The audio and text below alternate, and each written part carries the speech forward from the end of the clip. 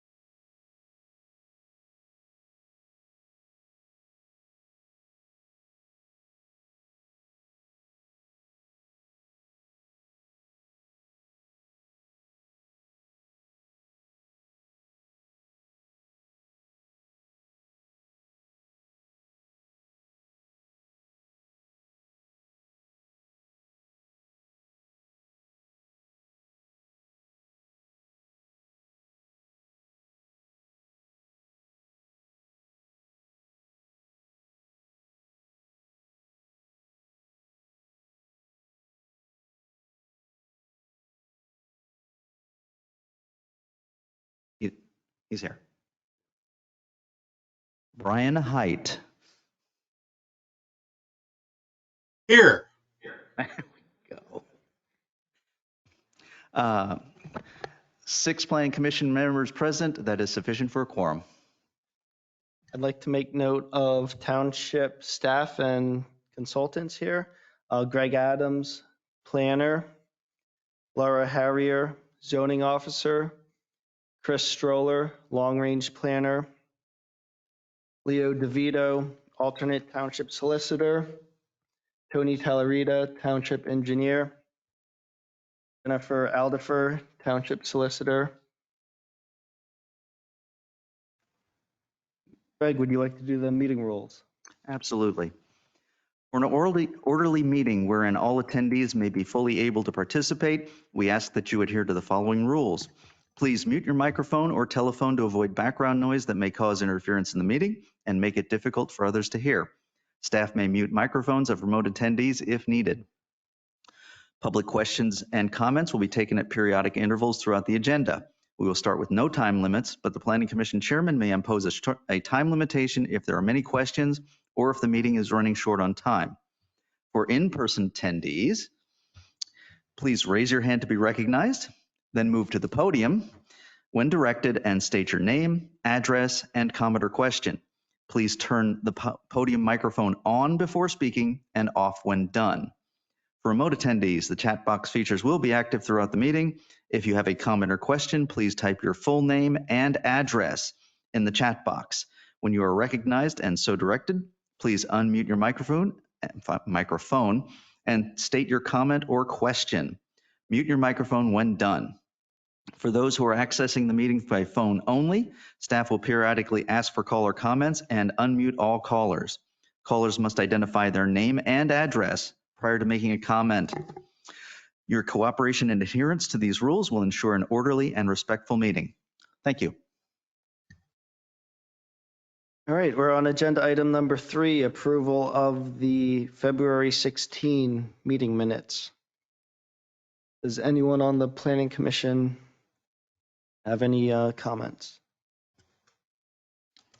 The minor typo on page 14, item number 7, should be Lime Kiln Road. That was all I found.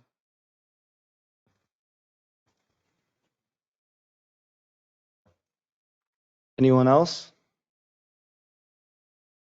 Would someone like to make a motion? I'll make a motion to approve. I'll second.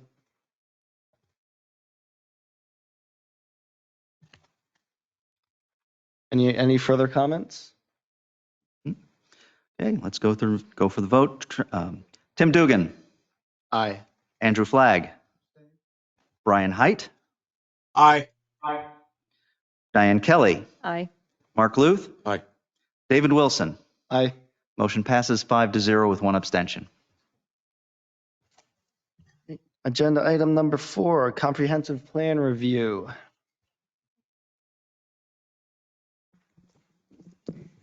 I am happy to announce that at last night's Board of Commissioners meeting, the board voted to adopt the 2023 comprehensive plan. We are very excited. It's been a long time, longer for others than myself. I just wanted to thank the Planning Commission and everyone involved to get this kind of over the finish line. I think we could probably take the comprehensive plan update off of the agenda, but we will be looking into the re-examination report and developing the parameters for that. And we are itching to get moving on some of the implementation items. So as we go through the implementation, we'll give periodic updates to where we are on that. Several of those will involve the Planning Commission. So we're excited to see where we go from here.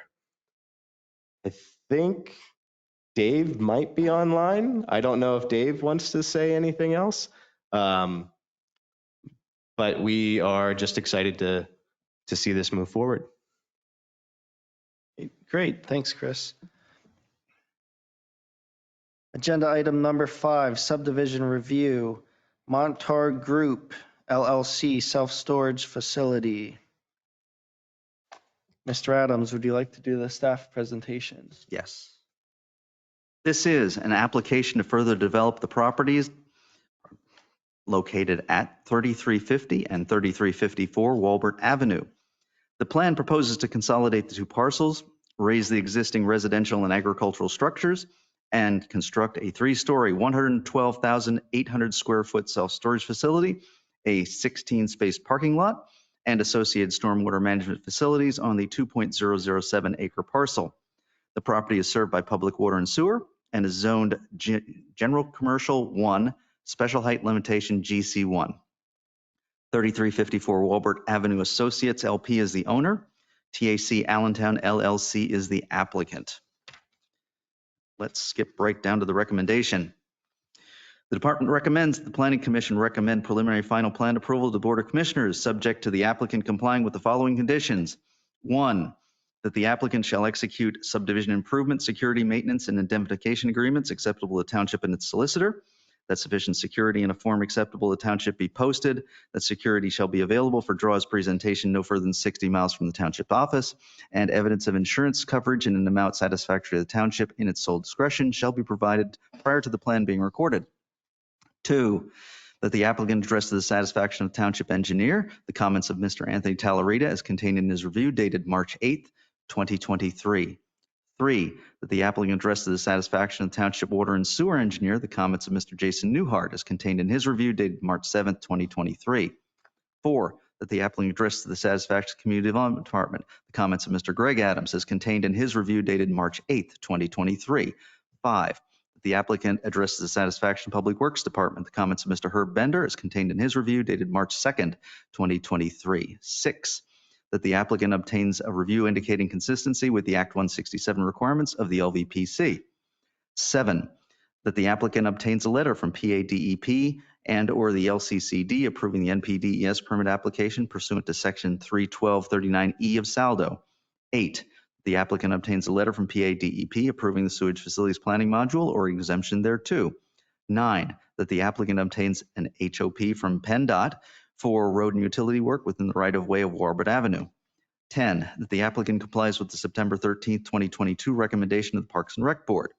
11, the applicant addresses all issues and obtains all approvals necessary by the South Whitehall Township Board of Commissioners insofar as matters pertaining to the township's water and sewer service are concerned. 12, if deemed to be necessary, which I think is actually now necessary, the applicant shall dedicate to the township additional right-of-way along the frontage of Walbert Avenue at a width acceptable to the township. The dedication shall occur prior to the plan being recorded. The dedication shall be by deed of dedication in a form acceptable to the township solicitor. An opinion of record title shall be provided or prepared by the applicant's counsel indicating that the dedication is free and clear of liens and encumbrances that would affect the township's use of said property. The applicant shall furnish to the township solicitor a description of the dedication that has been approved by the township engineer and a copy of the current deed for the property showing the current ownership and recording information. 13, that the applicant will be responsible for making necessary arrangements with the municipality and the public service company involved for streetlights as approved by the Board of Commissioners and shall further be responsible for providing utility easements for lighting standards and fixtures in accordance with Section 31241A1A of SALDO. 14, that the applicant shall execute a declaration of covenants and easements for the maintenance of stormwater management facilities prepared by the Township Solicitor for the maintenance of the on-site stormwater management facilities. 15, that the plan be amended to include a note referencing state highway law pursuant to Section 508.6 of the PAMPC and Section 312A of SALDO. 16, that the applicant reconciles all open invoices for township engineering and legal services prior to the plan being recorded. 17, if deemed to be necessary, that the plans are to be revised and deemed to be clean prior to them being presented to the Board of Commissioners. And 18, should the township determine the plan has been sufficiently modified from the approved plan to satisfy the requirements in other conditions or other outside agency approvals, including but not limited to the increased building or impervious surface footprint, alterations that cause noncompliance with township regulations, or major changes to the design layout, the applicant shall resubmit the revised plans to the Township Planning Commission for further review and recommendation, and then to the Township Board of Commissioners for further review and possible approval. So the Planning Commission's soft deadline to act on the plan is April 17th, 2023. The Board of Commissioners' hard deadline to act on the plan is May 17th, 2023.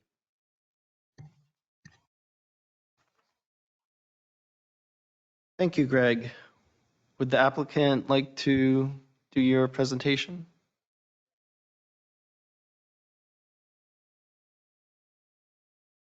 Right, got it. Greg Edelman here on behalf of the applicant. We really don't have any additional presentation to make this evening, given that we've been in front of the Planning Commission a number of times. There was one item of clarification I want to raise when I heard Greg read through his proposed recommended conditions, was that we are not proposing any streetlights along the frontage. Now, I don't know if that's something new that's coming back from the township or not, but we have not proposed them yet. No, that's a requirement. And if there are, then you would be required to do as I read. Okay. Well, we'll have to talk about that. It's fine. I mean, we just would have to add the details to the plan. I don't think there's anything on the plan at this time. And then the other thing was we had a request, I believe, between the last meeting and this meeting to change the architectural facade and coloring of the frontage. I don't know if that was included in the packet or not, but we went ahead and changed the facade so that it would be more closely matching the St. Luke's medical office. So we added the stack stone and the brown color, so that way there would be more of a uniform appearance in that corridor. So those are the only two things I wanted to highlight, but obviously we're happy to answer any questions if the Planning Commission has any. If not, we'd ask you to give a recommendation for preliminary and final approval so that we may move on to the board. There are two deferral requests. Yes, right? there are. There's two minor deferral. Well, one's on a small section of curbing where there's a manhole, and I think that's something we discussed with your township engineer, and I don't believe there's any objection to that. And then the second was a deferral from providing a 25-foot half-width cartway or the widening, because PennDOT's not requiring that, so we're not looking for a waiver. It'll be deferral. I assume they would need to be noted on the record plan, right, Tim? So that way, if at some point the widening was required, the township wouldn't be coming back to the owner at that time and saying, would you please? They can come back and say, no, you agreed. I understand the difference. So I think it's significant and should be noted as such on the plan. Yeah, and I feel it could be a safety concern to make that road wider. There's the pork chop at the Target shopping center, and it'll make it a worse condition, in my opinion. Agree. Well, it's there if something happens in the distant future and PennDOT comes in with some widening project. So, but other than that, I think everything else is standard. I believe the Planning Commission granted the waivers that were requested at the last meeting. There are comments, obviously, some cleanup comments, nothing major in the review letter. And obviously, we still have to get our outside agency permits and approvals, PennDOT and NPDS.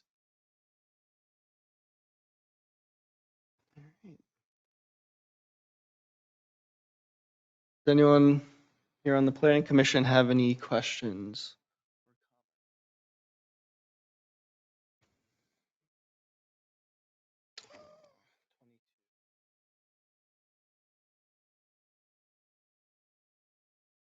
Yeah, we'll have to vote. But I don't have any comments. I know you've been up in front of us Mhm. numerous times now. I think through the numerous months you've addressed everything. PennDOT did the review of the HOP. Does anyone in the audience or online have any comments or questions? No comments in the chat. All right, well, we've discussed this project, like I said, for many months. So should we move on to the deferrals? I'll make a Right. motion to grant the deferral for Saldo 312-26A3. Requirement for the 20 feet of proposed. Is that the one? Is it the first That is the first one. deferral? Correct. I'll second that. All right. Any further comments or questions? Go for the vote. Tim Dugan, Aye.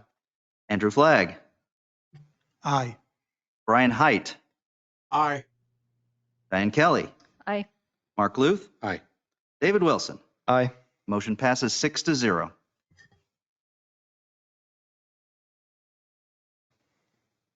All right, the second deferral request is from Saldo Section 312-35B3B1.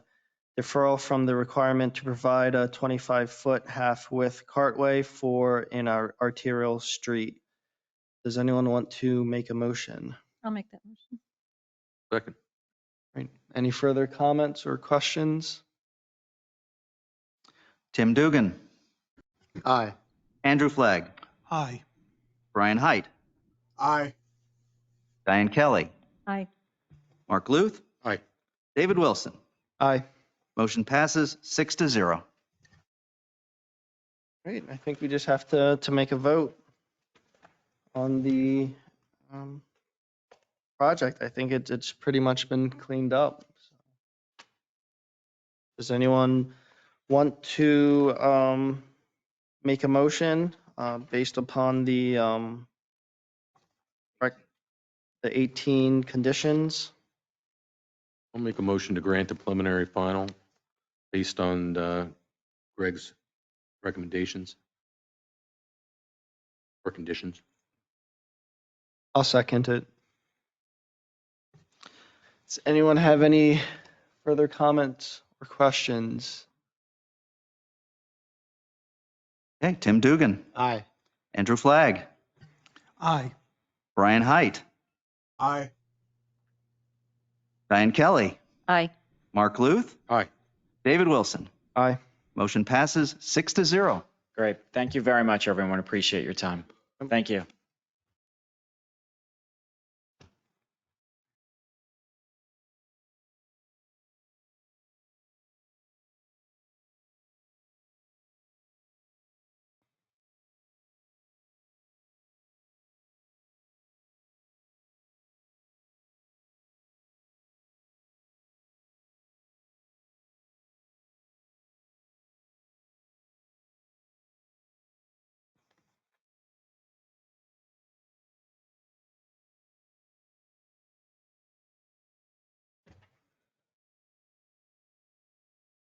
All right, we're on agenda item 5B, 4741 Chapman's Road Flex Warehouse Facility, conditional use.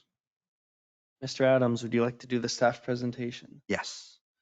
An application for conditional use approval for the warehouse use at 4741 Chapman's Road. The applicant proposes a warehouse and distribution use within the existing warehouse that proposes a greater amount of traffic than the previously opposed warehouse and distribution use. The subject property is served by public water and sewer and is zoned IC1, Industrial Commercial 1 Special Height Limitation. Riverbend South Whitehall Properties 1 LLC is the owner and applicant. So previous consideration at their January 19th and February 16th, 2023 meetings, the Planning Commission reviewed and took under advisement 4741 Chapman's Road Flex Warehouse Facility 2022 Conditional Use Review 2022-601. The Board of Commissioners granted the preliminary final approval to Major Plan 2019-105, which is 4741 Chapman's Road Flex Warehouse, at their October 16th, 2019 meeting. That's basically the history of it. The department recommends that the application, well, possibly be taken under advisement to allow the applicant to address the reviewing agency's comments contingent upon a completed waiver from the time limitation to review the application. If the Planning Commission wishes to move the application forward, we are recommending one condition to be attached to it at this point. The previous condition, which is in your packet, formally read that the applicant move the work shift changeover times to avoid Parkland School District bus traffic peak periods. We have developed a second condition, which may be used to replace the first if it's your so pleasure. That condition is tentatively that the applicant agrees to conduct a post-occupancy study of the Chapman's Road PA Route 309 intersection after the facility is open and fully staffed and during the school year. If the township identifies unacceptable delays or queuing, it shall be the obligation of the applicant to provide an analysis to the township and to PennDOT and pursue all upgrades requested by PennDOT, as stated in PennDOT's March 16, 2023 review. Thank you, Greg.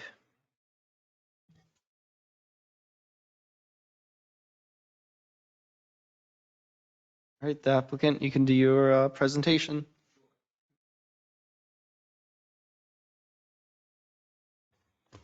Good evening. My name is Dan Rowley. I'm here tonight representing the applicant Riverbend South Whitehall Properties 1 LLC. You may remember this project from the last two Planning Commission meetings in January and February. As Mr. Adams stated, this is a warehouse distribution use that's already been built. It was previously approved by conditional use, and now we're proposing a new tenant. Walgreens is the new tenant. And essentially, this is an amendment of that prior conditional use. The only real change here is traffic. And in a nutshell, it's a reduction in truck traffic from what was previously approved and some additional car traffic due to the nature of the use. So at the January Planning Commission, there was a discussion regarding traffic counts to be done while school was in session. After that meeting, we went back, we revised our traffic impact study. We submitted that to PennDOT. Last month we were here. We went through all the conditional use standards and your township reviews of those conditional use standards. And at the recommendation, since the last meeting, at the recommendation of the commission, we attended the Public Safety Committee meeting, and our plans were reviewed and approved there as well. So today, as I believe may have been noted by Mr. Adams, today at around 5 p.m., we received an approval letter from PennDOT regarding our traffic impact study, and they approved our issuance of the supplemental HOP for the property. So we will be complying with PennDOT's requirements for the HOP. And in light of that approval by PennDOT, we would request the recommendation of approval of our project, our conditional use application. So I believe, as Mr. Adams noted, the recommendation in his memo was to table it, take it under advisement to allow us to address PennDOT's reviews. As I've said, we've since received that review and approval. The first condition for the work shift changes over time, that has already been done and changed. That was part of our resubmission to PennDOT, so that has been completed. And then as to the new condition number 2, This is a PennDOT, or this is a state road. It's PennDOT owned road. They've already reviewed our full application, our traffic study, and they have determined that there's no off-site improvements needed. And they've, again, issued that HOP for the project. So the pursuance of upgrades outside of what's already been issued by PennDOT really is outside the purview of the township. And it's pretty clear under state law, the MPC, that these kinds of off-site improvements cannot be required as a condition of approval of this conditional use application. Yeah, where this project differs from, I would say, the previous project, this is a conditional use. It's not by right. Oh, it's a conditional use, so we do have the right to tie conditions to it, and I'll defer to our township solicitor. Thank you. Thank you, Mr. Chairman.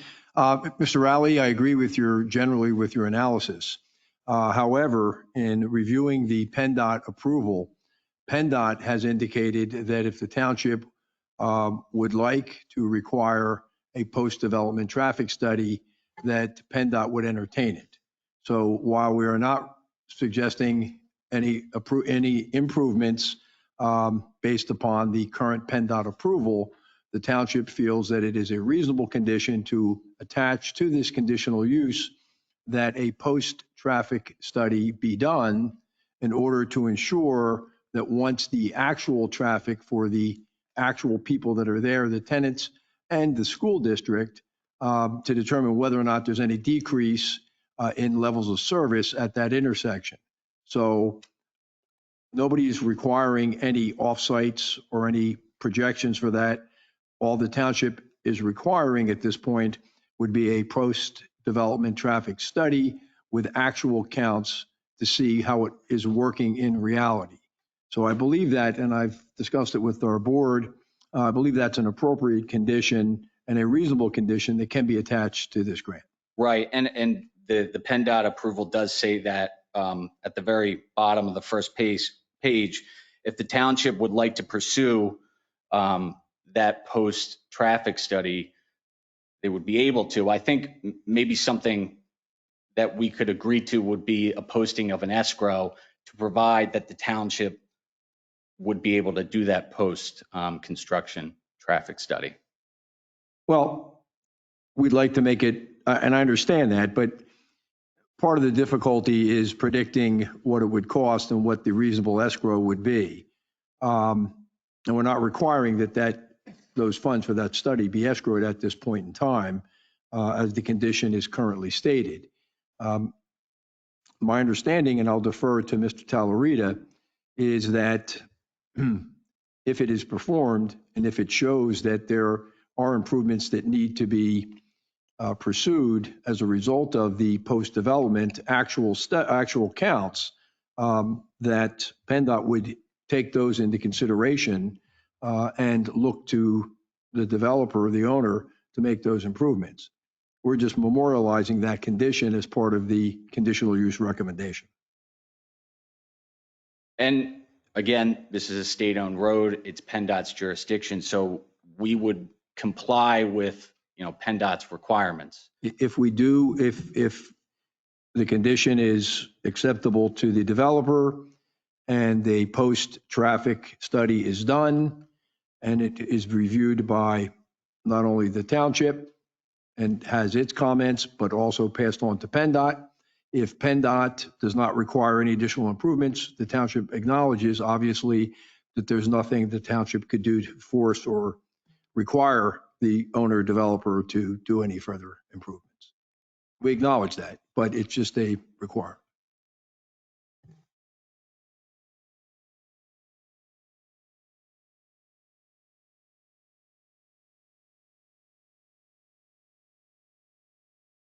I mean, quite frankly, if the study is correct that you've provided to the township and has been reviewed by PennDOT, there shouldn't be any worries, and it should really be a non-issue. Well, I think the concern is there are other developments in the area, and that increase in traffic is not necessarily tied to us. There could be increases in traffic related to other projects, other developments in the area. I thought I understood this corridor was pretty much built out, or at least developed out, or proposed to be developed out, and all those traffic studies had been considered, right? Mr. Adams, I'll defer to you on that comment. Well, I would say definitely down the Chapman's Road, which would be the primary concern on this one. We're anticipating no additional construction there in the next 6 months. Basically, the only other property in the immediate area that's available for the development is the one immediately to the north of this property. And there's no current land development plans submitted for that. Does the traffic study do like a, 5-year build out or? I would defer to our traffic engineer on that one. I thought the traffic studies do take that into account. So, good evening. The traffic impact assessment that was prepared is kind of a scaled back version of a transportation impact study. And so it only looks at an opening year. It doesn't look 5 years out. Let me ask Tony a question. They make a point. I'm sorry. This was a scaled down version of a traffic impact study to begin with. Is there a way to limit the scope of the post occupancy study to the intersections at their site? And there's only 2 ways to go, north and south. So you're actually doing the count right at the site versus the intersections downstream and upstream. There's definitely a driveway count, meaning that you are counting your traffic in and out. And it was defined in the assessment, this is how many trips in and this is how many trips out. So if the township would like, you can confirm that with your driveway count study. And if they are providing or using the trips that they're requesting, then you could say, regardless of background growth in the township, we're only doing what we said we would. That's a way to do a study at a driveway. That kind of eliminates the question mark, if you will, of the surrounding area. Yeah. I mean, as opposed to counting on a Chapman's and Blue Barn where they're right, there is other. And 309, which is a major artery and, takes traffic from large area. I think it would be fair for the developer. I think it would be an clear indication of what's coming in and out of their site versus, and then there's only 2 ways to go. So if you're counting them going left and you're counting them going right, counting them going in and out. Sure. Yeah, I mean, the only thing that does is, and I mean, the applicants can speak to this, is that there was an assumption of how many people are coming to work from the south, how many people are coming from the north, and all of that is a guess, a best guess. We assume 70% of the cars are coming from 22 going north, turning the site. That's all an educated guess. That's what you lose by doing a driveway study. But again, this is a conditional use. So if you choose to grant this tenant their use because they're providing this much traffic, a driveway study could confirm that. Right. And Will there be much more, because the building's built already, and we all know land development can take a long time. So when a post-development study is completed, I don't foresee any new buildings being constructed in that period of time. Yeah, I think that's kind of what Greg was talking about. There's not really anything on the books. I think that the question is, if something happens in North Whitehall, or someone moves in North Whitehall where there's more residential growth happening on the east side of the township, could that skew the numbers? Because that was all something you take into account when you do a traffic study. You try and build the background growth and what will happen so that you give the final picture at the end of the day. yeah, and I think the concern was maybe not the immediate area or even South Whitehall Township, but with our proximity to 309, that draws from a large area, and there's a lot of different developments and traffic created from developments in surrounding areas as well. And the point was raised earlier regarding the driveway study. We would be agreeable to providing a driveway study to count the traffic in and out of our site. Anyone have any thoughts or comments? Well, I think there's a distinction between the driveway count and the impact on the intersection. Getting at, so. I think the driveway count would take into account the traffic we're providing from our site to that intersection. I think our concern is specifically the traffic coming in from either northbound or southbound 309 onto Chapman's Road, because that's our concern. If the proportions change from what your study says, then there will be more queuing coming on the north side than anticipated. Or if it's reversed and 90% is coming from the south, then there'll be more queuing on the left-hand turn on the northbound lane. So I think that's predominantly our concern.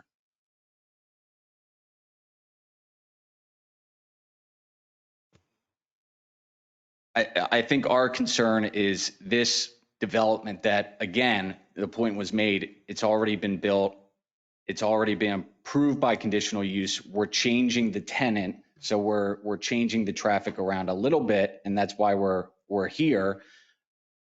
But the potential for this small change in use to get conflated with larger development or unrelated traffic at major intersections would be our concern.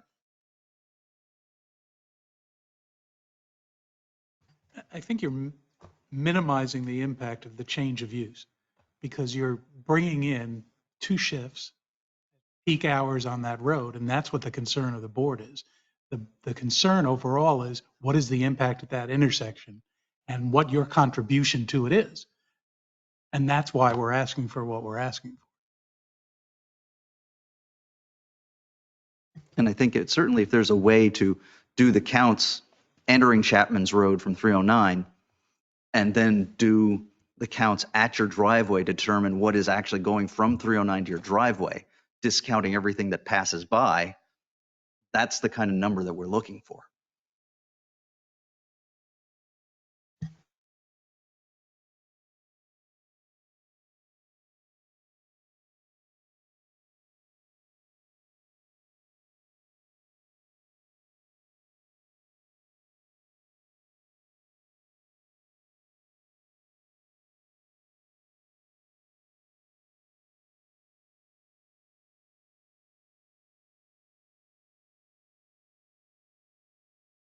So just to provide some clarity on and you can, if you have a copy of the approval letter from PennDOT, you can see it. The way they stated, if the township wishes to pursue advanced left turn phasing, it's specifically a very targeted improvement.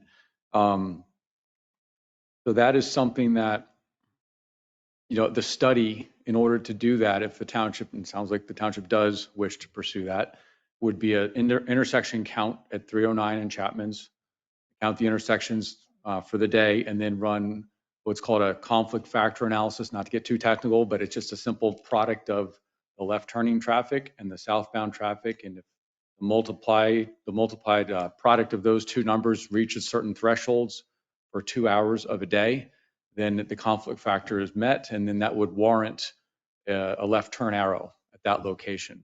So maybe we should be specific as to what improvements are we talking about here? What is the township looking for? It sounded like from the township engineer's letter, you're looking for the left turn arrow is what you're driving at. Is that right, Tony? Well, I think that's going to depend on PennDOT. We can say and request and recommend what we would want, but I think that study, exactly what you're speaking of, because I think that everyone recognizes that a good portion of the increase of traffic would be the left turn lane into your site. So that study was going to go to PennDOT, and they would require a certain level of improvements.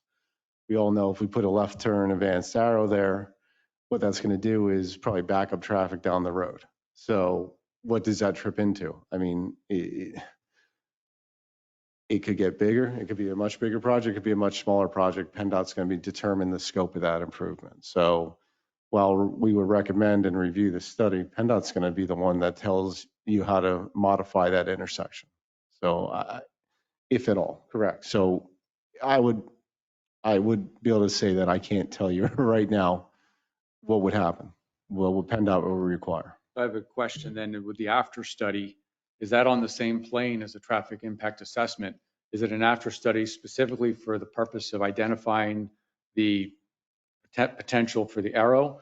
Or is it something that could require improvements beyond that?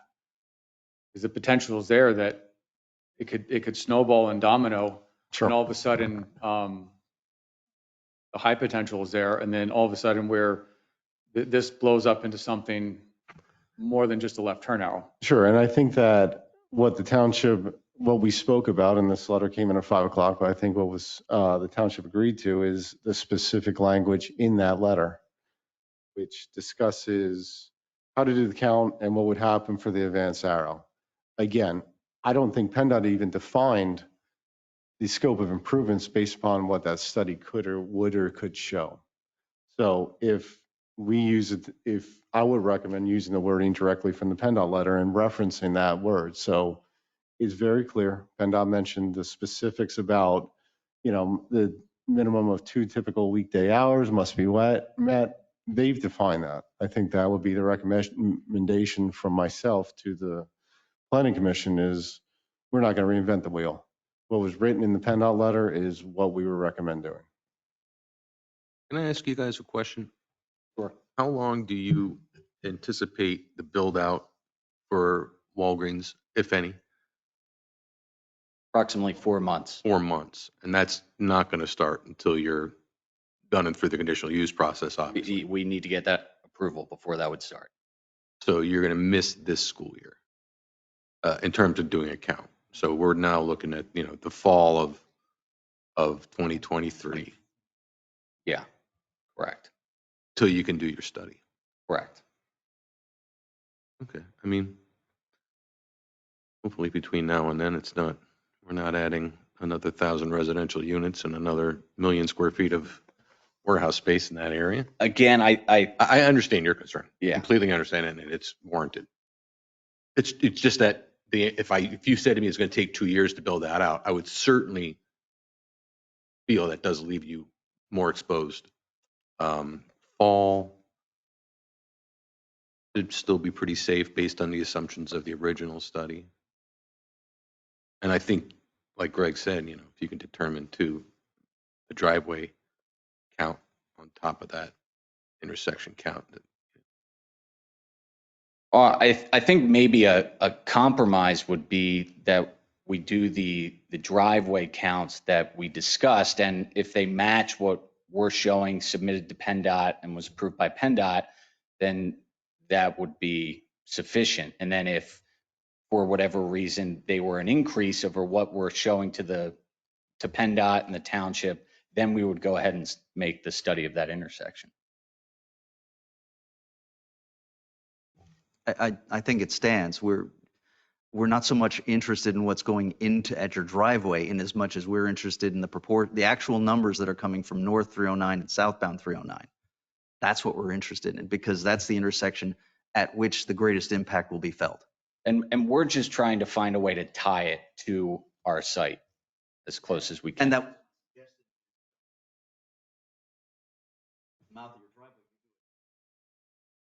you don't do the count at the mouth of the driveway, you do it at Chapin's Road at your driveway. So you know exactly how many cars are coming in from 309 and how many are entering your driveway. So anything that passes by your driveway, you discount.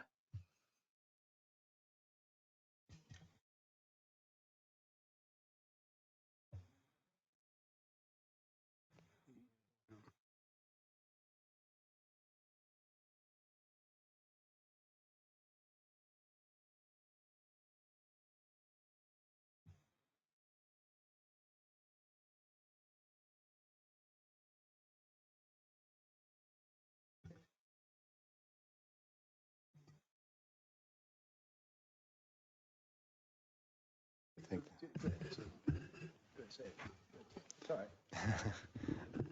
This may be a zoning question, but if the driveway counts don't meet what they recommended, that depends if they still meet the conditional use, I would think. You know, they're getting a use for a certain count of driveway trips. Correct, because yes, So- that's why we're here. So if they do a driveway count and they've exceeded the allowable trips, It's going to bring them right back for an they'll bring 'em amendment. back. So they would show that, one, they're meeting their use, and two, if for some reason big box, something happens and there's big development in their down past their lot, and they're really not contributing to the left turn, it's the other, it still creates a hardship for the township because of the intersection, but it's not from that. So you correlate the driveway trips with the intersection trips. Yeah, and Mr. Adams recommended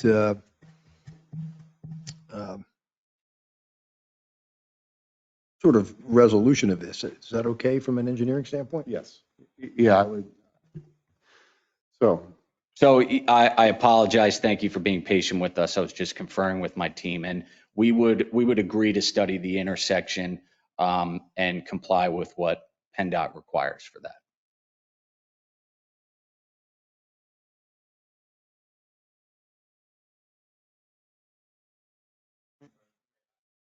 That is asked for is if the township wishes to pursue the left turn arrow.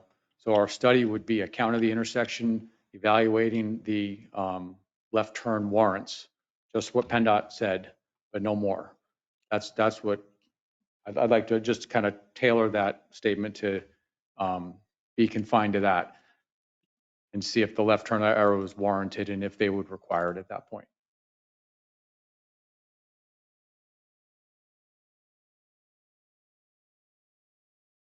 Well, of course not. We're not responsible for what, I mean, PennDOT could look at it. We could think that it meets warrants, and PennDOT says, no, we're not interested at this point, or we're not interested.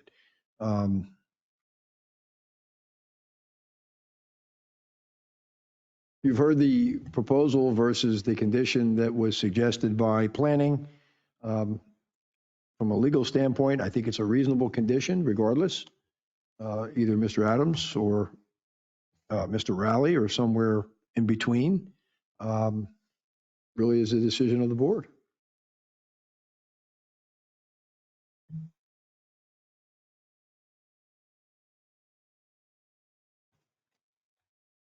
Mr. Adams, your suggestion, I think that's the board's position here, where we study the intersection, but the vehicles that pass by, we discount that. Don't account.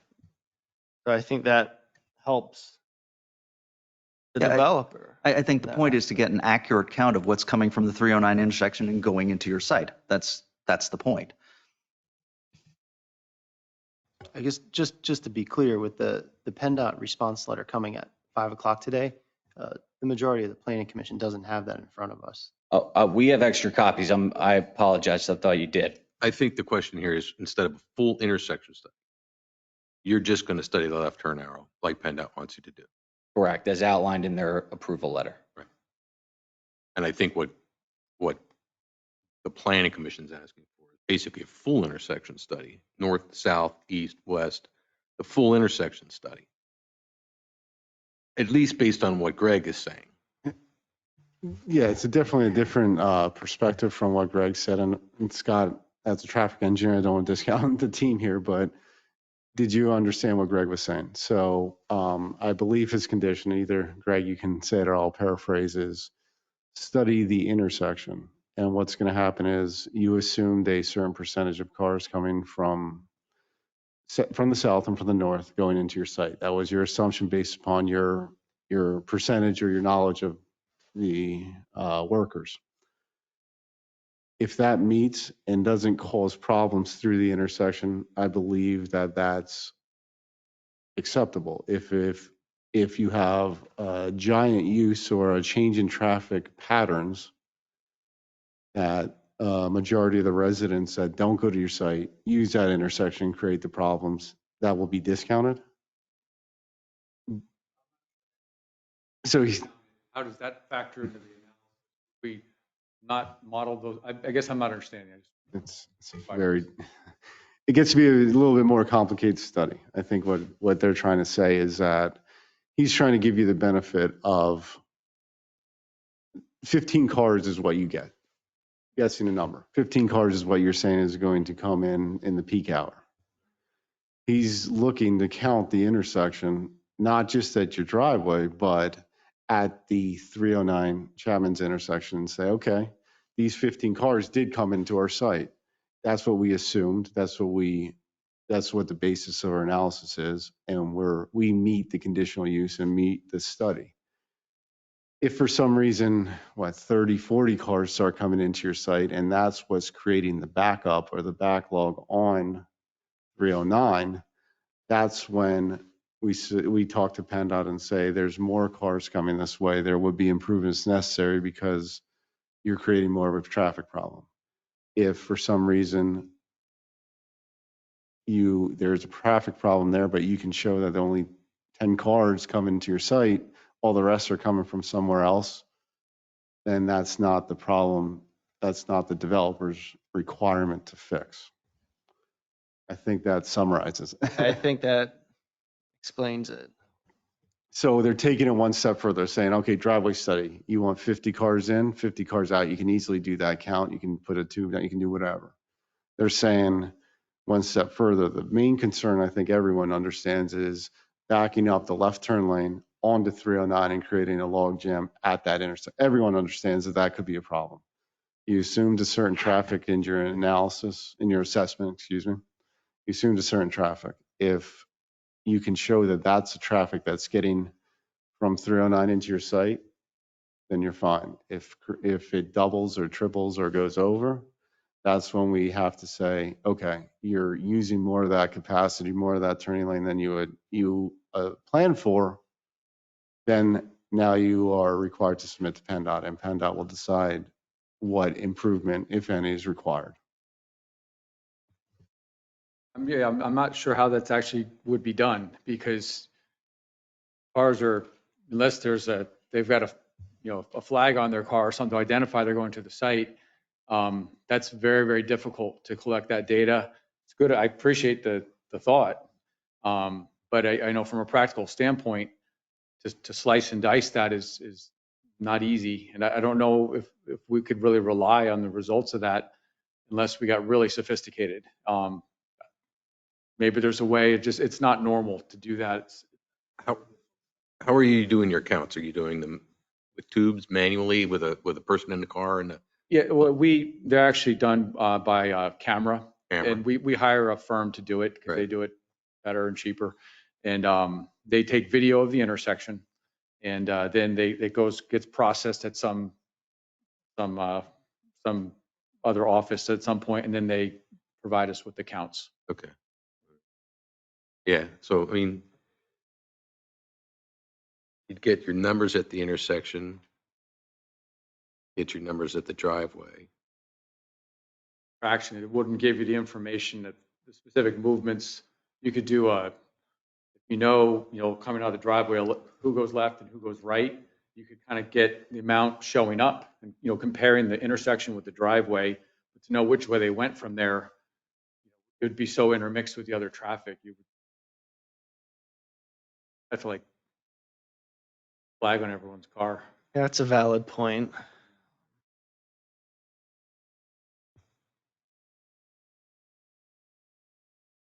Yeah. I'm trying to get it so we're narrowing it down to the traffic that your use is generating. Well, I think the difficulty is this information was just transmitted to the township at 5 o'clock tonight, and That's when it was received by us. right. Yeah. I'm not, it's PennDOT's timing, but We were frustrated as well. It's, township engineer and CD staff hasn't been able to delve into it. All right, so it seems like we can't come to an agreement. No, they said they would study the intersection. Yeah, go ahead. If we do an intersection count, not trying to just the Route 309 and Chapman's Road intersection, do the count, perform as the PennDOT approval indicated. Since the township does wish that, that's just taking their literal words, we would perform the left turn warrant analysis and submit that to the township, submit that to PennDOT. And if PennDOT at that point requires further improvements, that would be a discussion at that point. Right. No, well said. And I think that meets what's reflected here in PennDOT's approval, and we would be agreeable to that condition. Yeah, I'm not sure we can ask for much more than that, to be honest. Agree. Yeah, I mean, you know, again, it's a reasonable condition. I mean, can you make the ask? We've tried that. You've heard what the developer is willing to do in accord with the PennDOT letter. If you have copies, Mr. Rowley, you know. Sure, I can hand those up. I apologize. We I emailed don't believe them it's over. an overly long letter, correct? No, it's We have, we're share here. it, too. We're fine here.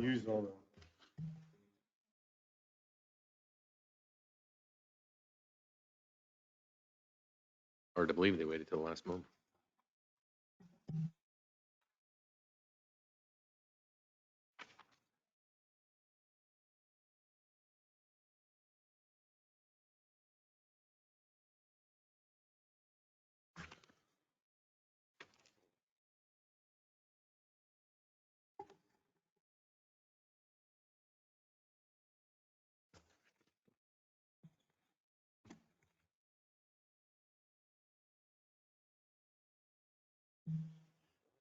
So the question then is, if you do the study, and I understand it's left arrow that you'd be looking at, but PennDOT gets it, and PennDOT says, we want left arrow plus road widening at that intersection.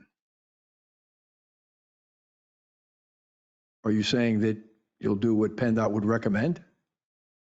We would have I to. mean, I understand that the letter says left arrow. I understand that. But if PennDOT in its infinite wisdom determines that more than a left turn arrow is required, is the developer saying that you'll comply with what PennDOT requires? We would comply with what PennDOT requires, correct? all right. I think that's fair. Yeah, That's fine then. that's fair. That's, yeah. Yeah, then, That would be your recommendation, basically as read.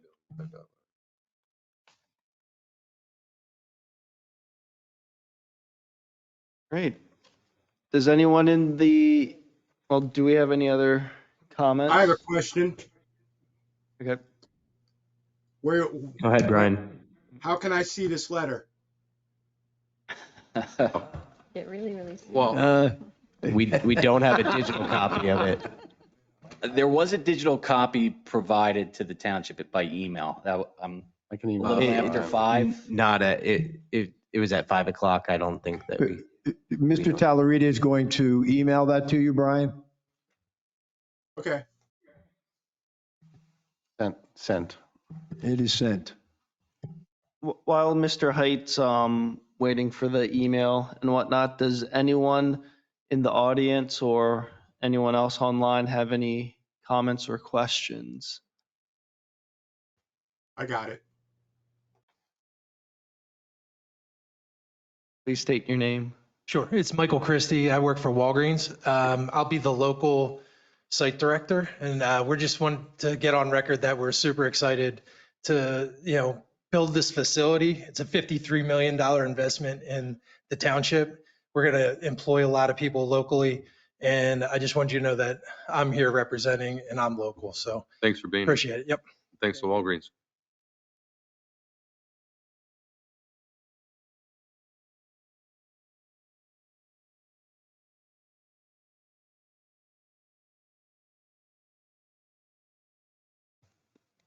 Are there any questions online? Or Mr. Height, did you have any additional questions? Brian did say he received the letter. I assume he's reading through that now. Oh, okay. Yeah, luckily it's a pretty quick letter. It's everything I wanted to see in there. Thank you. All right. All right. It doesn't look like there's any other comments or questions online. And this is just my personal opinion. I think it's fair to require the after study, and seems the developer will agree to any improvements that PennDOT requires based upon that post-development or post-occupant study.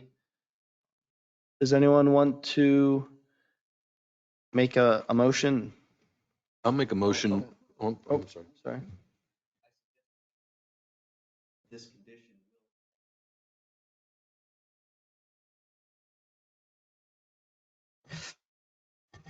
I suggest you ask the zoning officer if this condition will satisfy the zoning requirements that are still outstanding. Does this satisfy the conditions if the applicant agrees to do the after study recommended by PennDOT on their letter 316? Yes, it would. Then I'll start again. I'll make the motion to move your process along to the Board of Commissioners for your conditional use with that condition attached. As mentioned on your 3/16/2023 PennDOT letter recommending that the after study be performed. I'll second. Any further questions or comments?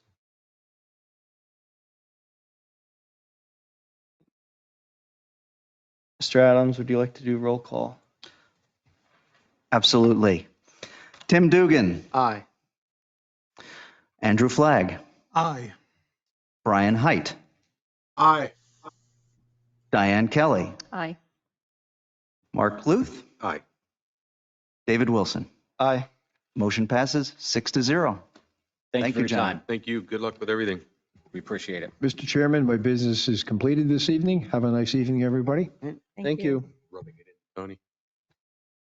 He's rubbing it in. He gets to go. I'm going to get home for tip.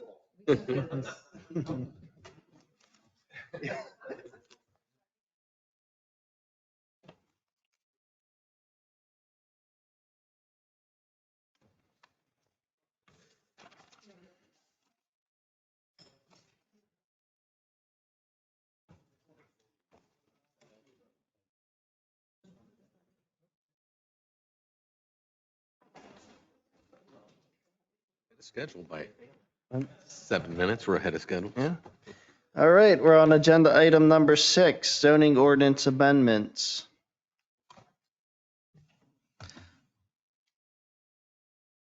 Wow. 313. Is there anyone online other than Brian? Okay. Do you mind if I present from here? Good. Okay.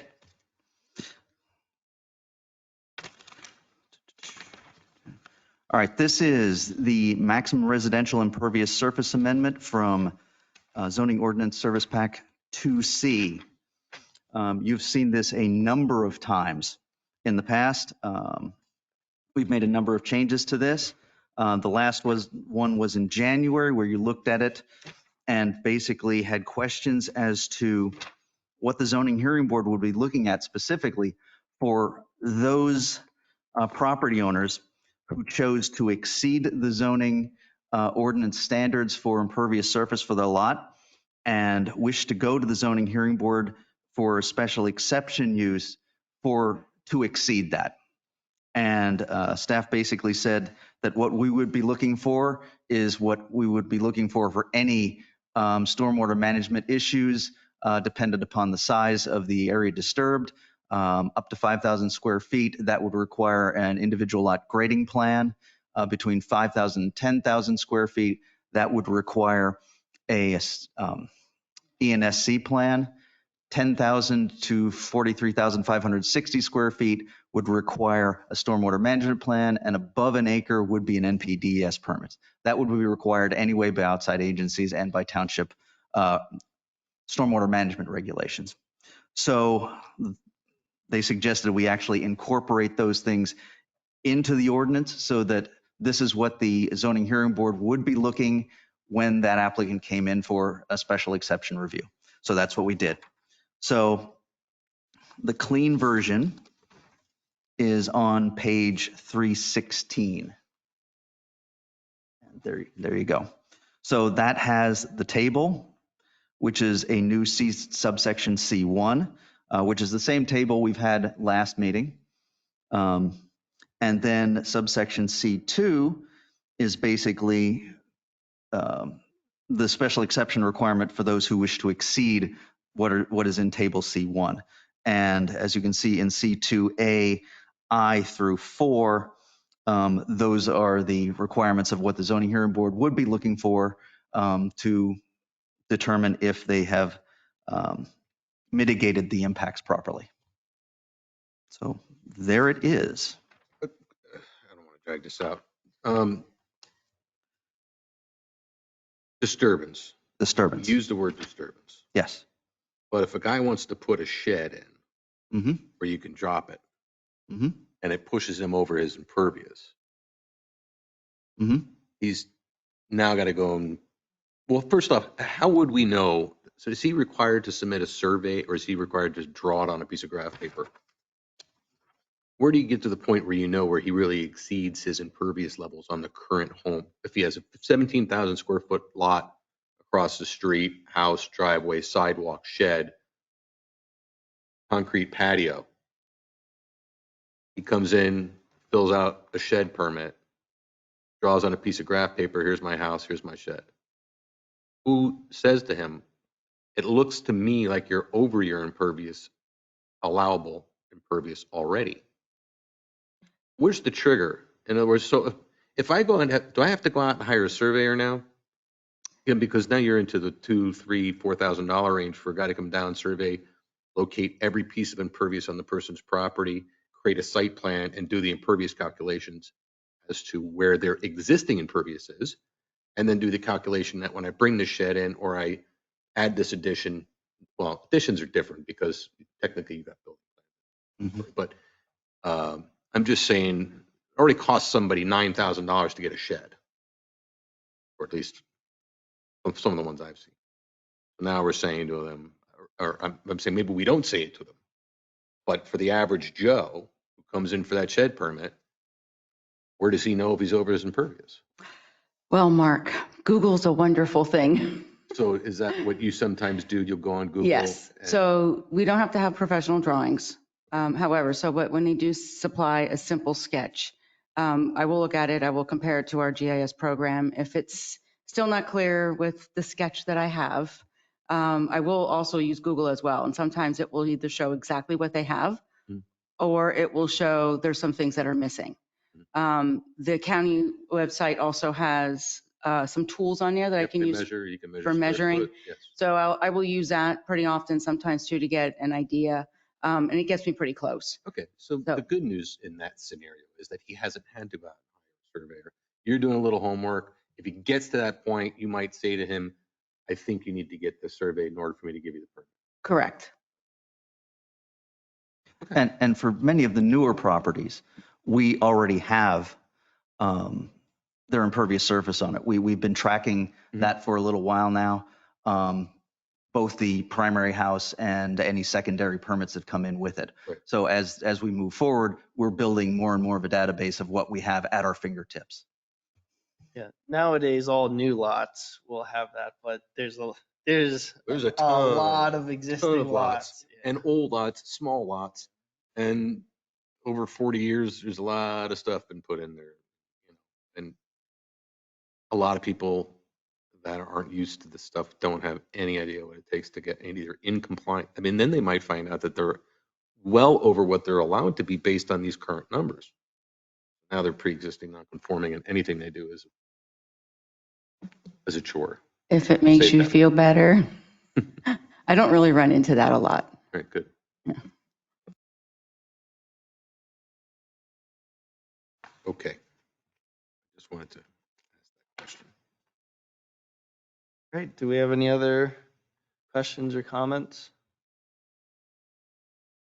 We You need to make a vote on this, Greg. All right. Someone want to make a motion? I make a motion to approve the amendments to section 350-44C. I'll second. Okay. Any comments online or in the audience? Go for the vote. Tim Dugan, Aye. Andrew Flagg, Aye. Brian Height, Aye. Diane Kelly, Nay. Mark Luth,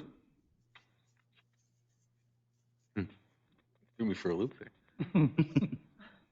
I'll vote aye. and David Wilson. Aye. Motion passes 5-1. 6B. Okay, this one and the next one are first look. So this is the first time you'll see these. We're not really expecting any recommendations tonight. We're just give us your thoughts on what these are. I mean, if you certainly feel like they're great and want to move them on, we will accept a recommendation, but we're not looking for any at this point. So the first one here is amending section 350-42H height exceptions within the zoning ordinance. And this is, staff has run across this recently where an applicant had come in with one interpretation of this section. Staff had at least one different interpretation of this section. We made the interpretation. The applicant appealed it, took it to the zoning hearing board, and basically, I'm not quite sure how exactly they ruled. Was it a favorable interpretation? Was it a variance? I'm still not sure. They use the word variance. Yes, they used the word variance. So staff at this point feels like this should have some clarification to it so we don't run into this again. So on page 319, which I think is what's up there, that's the current version. And perhaps if you look hard enough, you may be able to see why this is slightly confusing. The proposed changes are on the following 2 pages, and of course we have to be a little more explicit, so it's a little lengthier. But basically speaking, we're making it perfectly clear that the 140% of height is to be measured from grade, not from any other point on the building. We're clarifying a couple other things within it as well. And then at some point, as you can see at the top of page 321, staff felt it would be also good to provide a special exception for anyone who wishes to go more than the 140%. We can see that possibly there might be those individuals or organizations who want that sort of thing. So we're proposing that that can be done as a special exception, but we do want to put a cap on that. And at this point, the Public Safety Commission is scheduled to review this at their April meeting and let us know what that absolute cap should be based on their ability to, affect rescues or whatever needs to be done if something is at the top of this structure and needs to be rescued. So at this point, this is what we're proposing. We'd just like some feedback if you're interested. As I said, we're not expecting a recommendation, so you will be seeing this again. I do have a question. What if a lot is sloped? Let's say it has a street on the north end and south end, and the north end of the property is at elevation 100 and the south end of the property is at elevation 85. So there's a 15-foot difference. There is, yes. And where does the height Do you want to take that? measured? That's in the ordinance It is currently now, yeah, from the Okay. middle. Okay. We find the average point. Okay. It's the average point between highest point on grade on the structure and lowest point on grade in the structure. Thank you. Mm-hmm.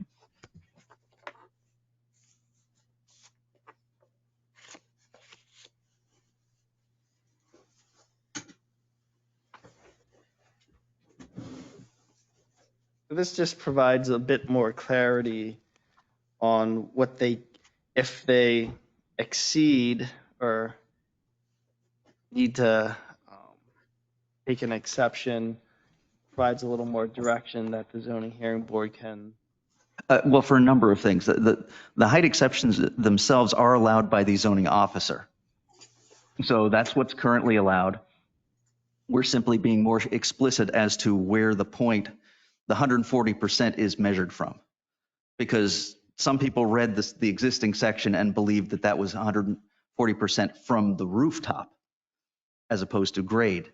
And if you have 50 feet of roof, you're talking now, instead of at 70 feet, it's 120 feet. This comes into play like when you have an apartment building and you have a 35-foot height limitation, but then there's some dormers on that building that aren't livable space, but you might have HVAC equipment in them. So you're saying, you're allowing for a little bit of that space to exceed the 35-foot minimum. Does anyone have any comments, questions? All right, I guess move it along to C. Okay. Yeah, if you have any questions on this in between now and the next meeting, feel free to email us and we'll shoot the answer back to everyone. All right, C. This is also a first look.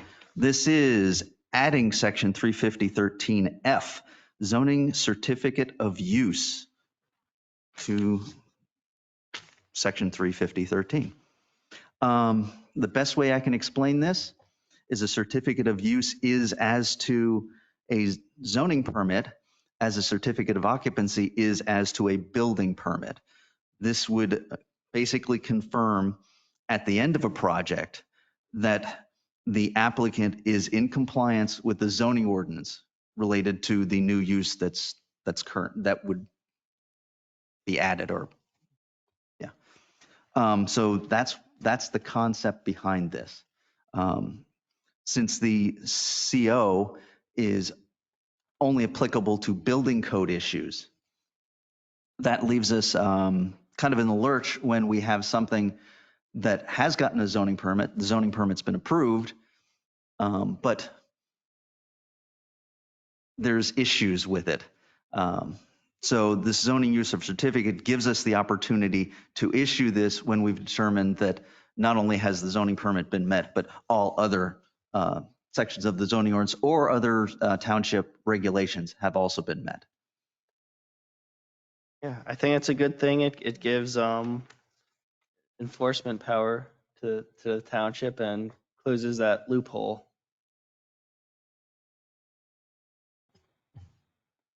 Is there an additional cost structure to this? No, most of the items are usually after the math with land development, such as tree planting, sidewalks.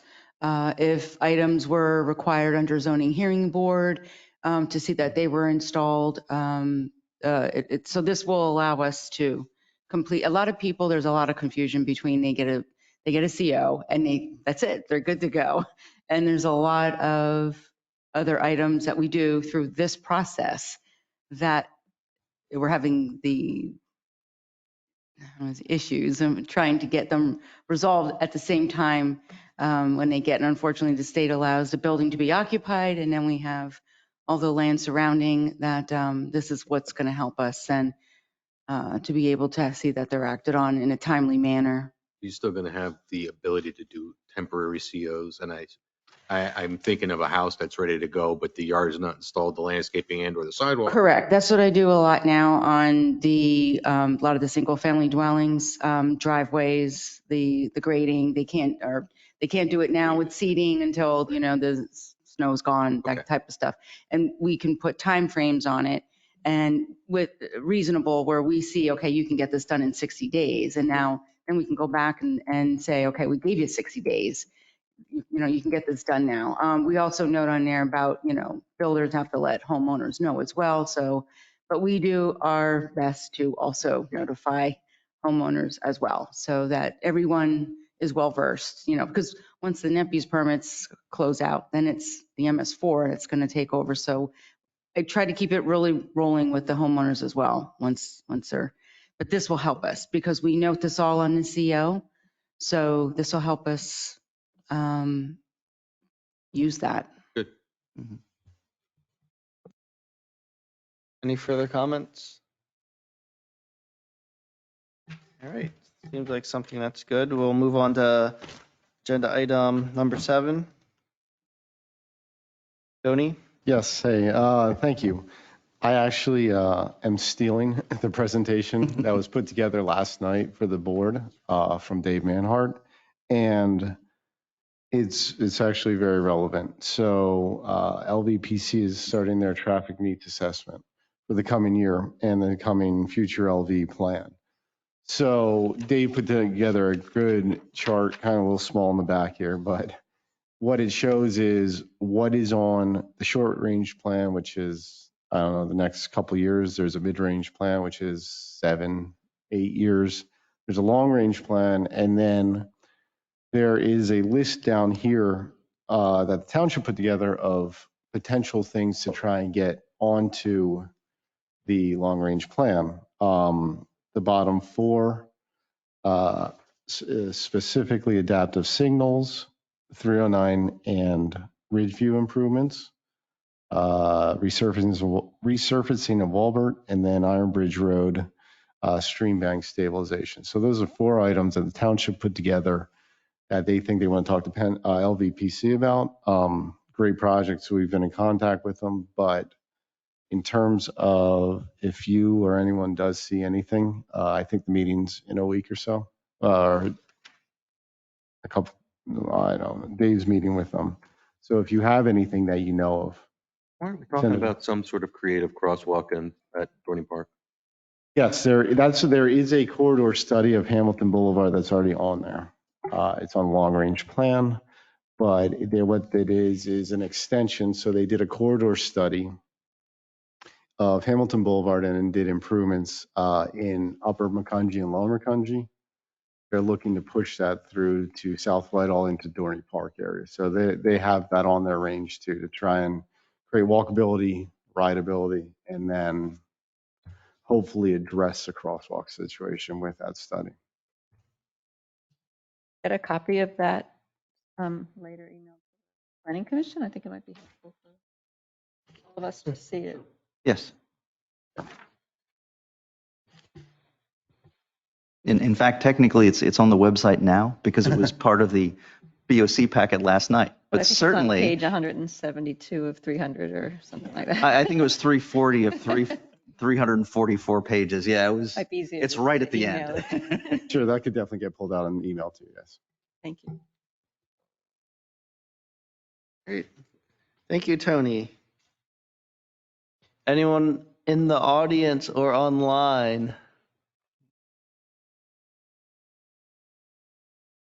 See anyone, Mr. Stroller? No, I want to make sure Brian has the ability to weigh in if he wants to. I had to unmute him. Right, I had to, okay, there we go.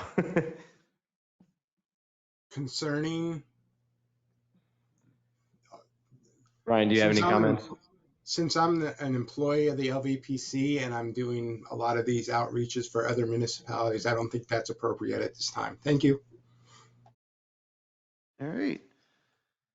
Agenda item number 9, adjournment. Oh, sorry.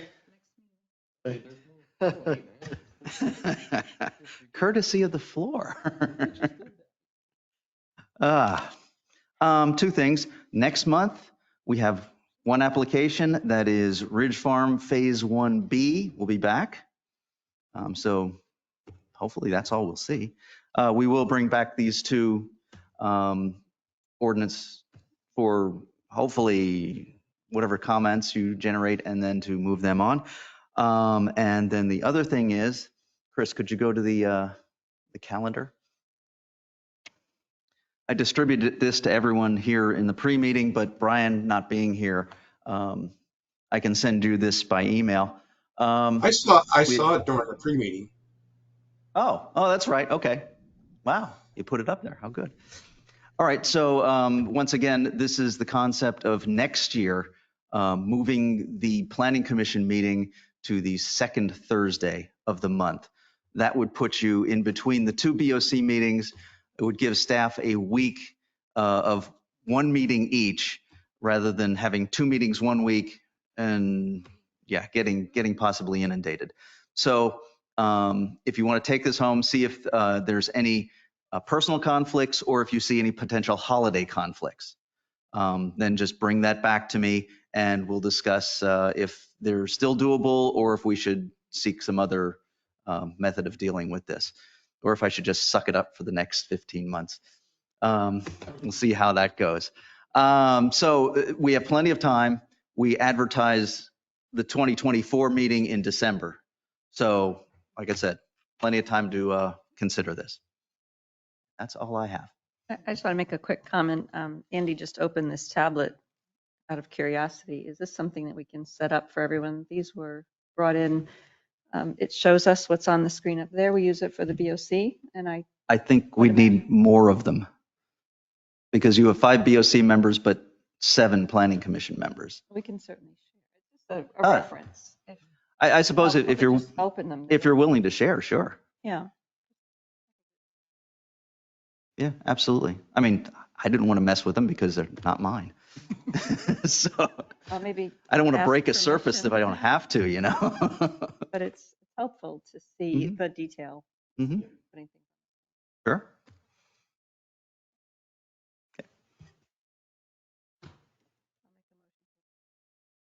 I'll second. All in favor? Aye. Sounds unanimous to me.